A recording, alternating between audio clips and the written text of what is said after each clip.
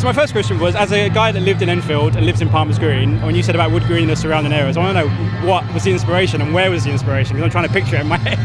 I think sort of thinking of glamorous American crime movies that are not in wood green. No disrespect. By the way, somebody told me that the street I lived in has gone all gentrified now. Oh. I used to live on Middleton Road. I've heard and of apparently it, yeah. it's gone all fancy now. I've heard of it. I have got to go back. There you go. So you've had this kind of in your head for a long time. Was it something that you left alone and went back to, or have you gone back to it over the years? No, I didn't even start writing it until like 10 years ago. I basically I came up with the idea like 22 years ago. 15 years ago, I did this music video, which was like a trial run for it with Noel Fielding. And then I didn't really speak it aloud until 10 years ago when I did a 2-picture deal with the Working Title.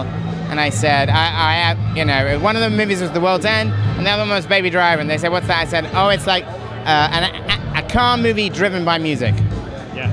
It's fantastic. What was the hardest challenge with this? Obviously, you've got not just the car chases, but also the editing is so specific, the music is so specific. What was the hardest thing to kind of bring together? Was it all of the mix? It's all like challenging and ambitious. I'd say like shooting car chases is very complicated.